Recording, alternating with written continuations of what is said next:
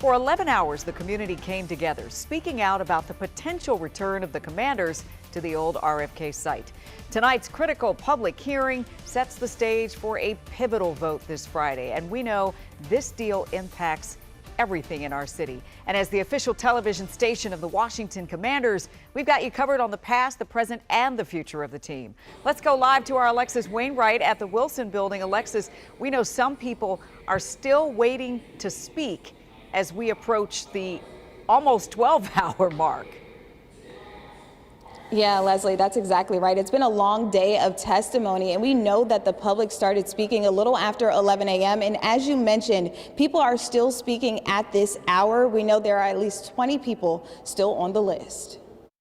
And everybody is really talking about it. So please, please, please come together and bring it back home. At the end of the day, it's a win for all D.C. residents. Commanders fans are decked out in gear and showing up to testify in support of this deal to bring the team back to Washington. This will bring jobs and different opportunities to D.C.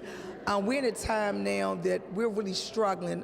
We lost a lot of our funding for different programs. Many believe the benefits that come with this new stadium go beyond football. So we can come to the games and get the Super Bowl here and the Final Four and all that, and concert. And that's why they're here testifying, but there are also some who believe council should negotiate a better deal. I had to be here today to testify because the council's rushing into a vote. Alexis Pazmino says there's too many unknowns and the public hasn't seen the updated term sheet. Parking is certainly one of our concerns. Our main concern is centering transit over cars. I am for the stadium, but I'm also for east of the river getting the things that they have not had for a long time. Here is a breakdown of the project funding: $500 million for construction, $356 million for parking garages, $202 million for utilities and WMATA transit study, and $89 million for the indoor sportsplex. The city will pitch in more than $1.1 billion, and that does not include interest. There is also a provision for the team to pay $50 million for community development. $50 million for the whole entire city?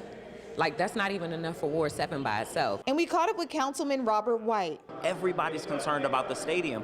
What about the people? He says he hears the residents who say they want a better deal with more benefits for the city. So myself and a number of council members are talking to the team saying we're trying to get to yes, but we need them to work with us, and that's not happening right now. I'm hopeful that they will come back and try to work with us. Now, many feel as though their voices are heard, but not everyone. Pazmino points out not many council members were present during her or several others' testimony. When I testified, only Councilman Robert White was there, and Chairman Mendelson was nowhere to be found. The rest of the council was nowhere to be found. It feels a bit like a sham.